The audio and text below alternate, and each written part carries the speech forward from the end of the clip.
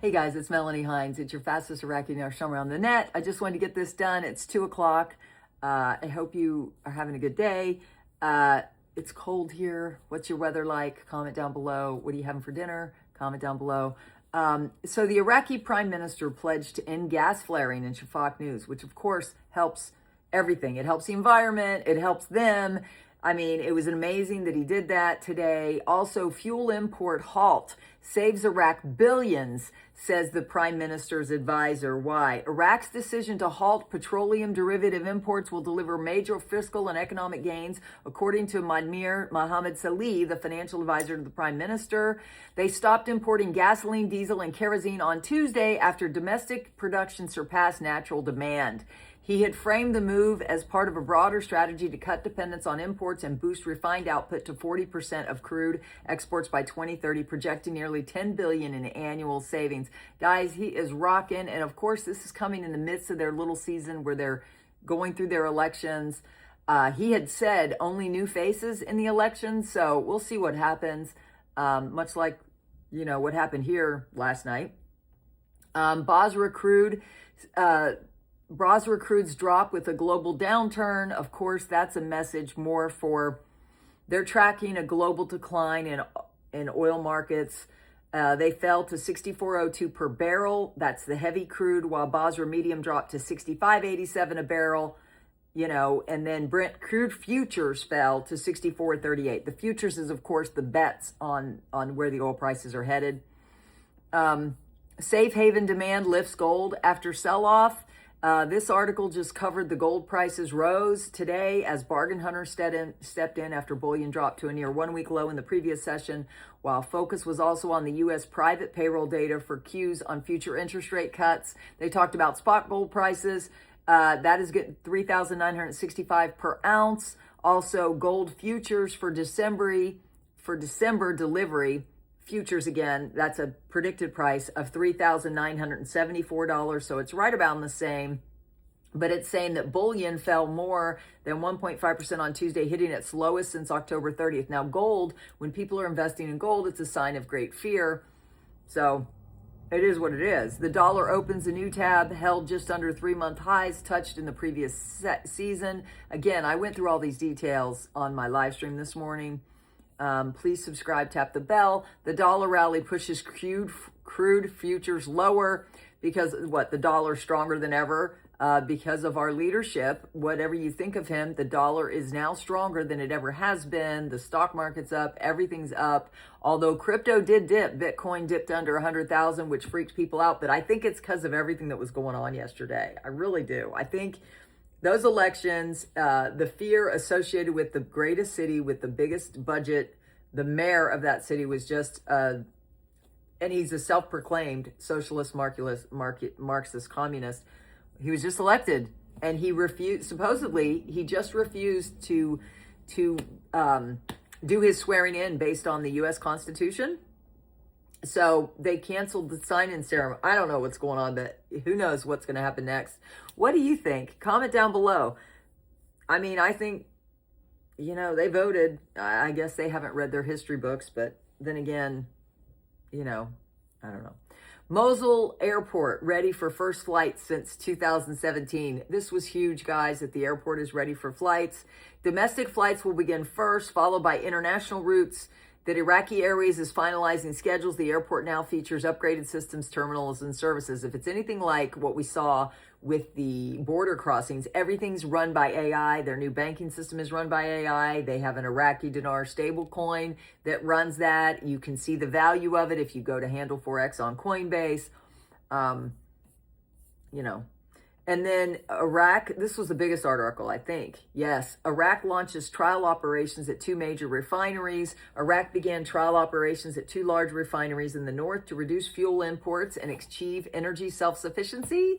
So they got gas self-sufficiency. Now they're looking to be efficient with regard to energy. Remember, they were having some problems keeping their grid up, especially if they're run by AI. They need a lot more electricity. They've been working on doing contracts. They did a lot of MOUs and deals with people to import energy that they might have been lacking, but beginning trial operations at 2 large refineries to reduce fuel imports and achieve energy self-sufficiency. It sounds like they have a plan to become self-sufficient in all areas, which is always good for their currency value.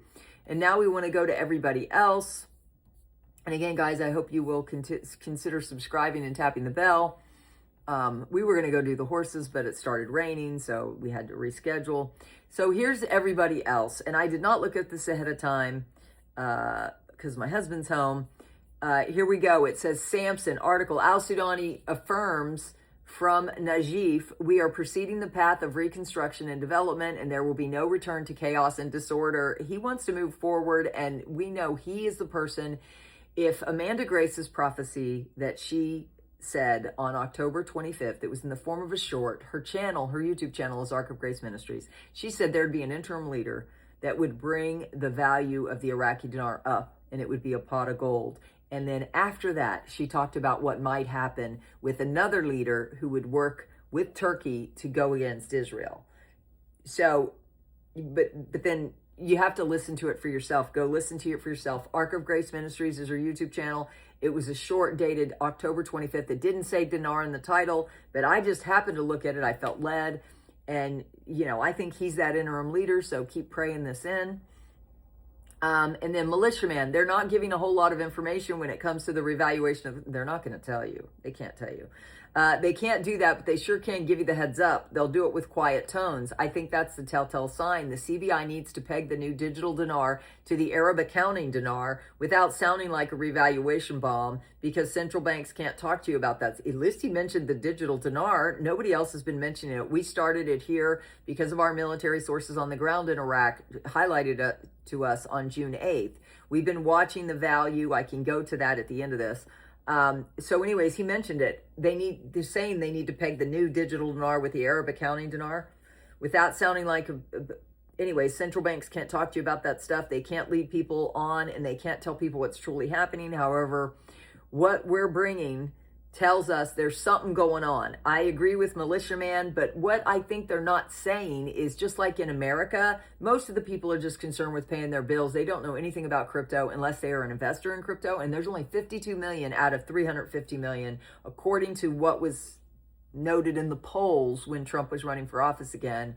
52 million crypto investors. I don't know if it's gone up, but it's not the majority of people. The same with the citizens in Iraq. Okay, they're just trying to get purchasing power and do their jobs, and so they need purchasing power. It's about time they get a revalued currency. Frank 26, all Middle East currencies in the basket with Iraq are counting on the Iraqi dinar to elevate them to the next level. As the dinar grows to the real effective exchange rate, it will affect them as well. It is a win-win situation. It is no longer parasitical. Both currencies, the dinar and Kuwaiti dinar, have a common goal, and that is to profit together. Now, the Kuwaiti dinar, last time I checked, was $3.26. One Kuwaiti dinar having a value of $3.26. Now, I have it on good intel sources, a retired colonel who is a forex trader who made a lot of money on forex. He sent me an email that said the CBI already told the forex on the back screens it's already preloaded. It's preloaded at $4.8101, $4.8101. If they remove 3 zeros, they're going to remove it from the exchange rate, so it would be 4.80. According to this retired colonel, that was his perception or his insights as to what would happen, and I went through that on my live streams, so you can always go check that out. And then you've got, you've got Mountain Goat article, financial expert, people do not trust banks and are storing their money at home. Financial expert Mahmoud Dagir revealed on Sunday that the amount of cash held by the public is estimated around 90 trillion dinars out of a total money supply of 98 trillion dinars in Iraq. Folks, I believe that they do not want to talk much about the dinar we have outside of Iraq. It could very well amount to very close to $1 trillion dinars alone. How are they going to retrieve our dinars? This is, of course, a rhetorical question. We all know the answer. Okay, let me say something. When the military were not in the process of leaving Iraq, which they started in September, right? They were saying that 90% of the currencies had been taken out of the mattresses and they're now in their banks. They are digital in the banks. It doesn't matter to them. It's just they use cards, plastic cards like we do. It depends on what you believe, but they're not going to come out and tell you. But we were studying 17 to 31 articles every day, and it was a lot of work, and it's all there in my live streams and my summaries. The Dinar playlist will be at the end here with the 3 dots. You can go look at those. They're always the latest first.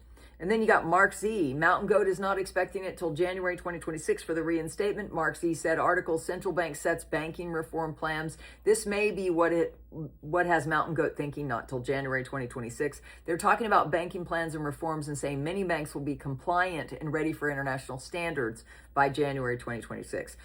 Mark said most banks will be ready by early 2026 with international reforms. If they were going to implement these international banking reforms by January, I think they need a new rate before then. I still think it's sooner. I'm still thinking we're on the cusp of it. That was Mark Z today. Let's see. Frank 26 was asked a question. How many dinars are outside of Iraq? He said it's not important. It's not even important to the CBI. If you added up all the dinars individuals have purchased, it wouldn't even add up to a pimple on the back of an elephant's butt. But if you added up all the countries and all the reserves and banks that have traded the dinar of their currency, it's astronomical. So what else? Oh, Trump's envoy to Iraq declares Iraq is back, hailing renewed U.S. role in Baghdad's sovereignty drive. The new envoy is officially there and working. Make Iraq great again. It's mega, make Iraq great again. How do you make it great again? Increasing Iraq's purchasing power. It's on the cusp of this. Caparoni again said, Iraqis hoard trillions of dinars, weakening banks. I think those are all articles to make you think the banks are weak when we know the banks have all been redone, the ones that are going to stay open. Okay, they all had to submit to audits. There were 3 sets of auditors in Iraq for the past few years.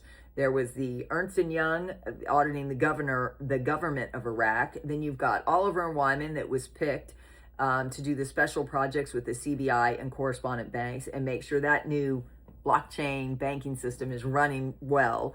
And then you've got K2 Integrity for anybody else that wants to hook into their clean, garbage in, garbage out. You have to make sure everything hooking into a brand new digital blockchain system has to be clean. The ledger transactions have to be audited. K2 Integrity is doing that for everybody else. So guys, we've been watching this for 3 years on my channel with the military intel. They've gone pretty silent because they've moved some people around. So we just have to wait and see. What do you think? Comment down below. Nader yesterday said, I saw this article. This is the 3rd time I've seen it in 1 year. They keep talking about, it's about how much money there is on the streets. They say 92, again, this could be misinformation, 92 trillion dinars on the street, and they don't know how to get them back into the banks. A lot of these trillions are outside the country. We have them. That's according to Nader.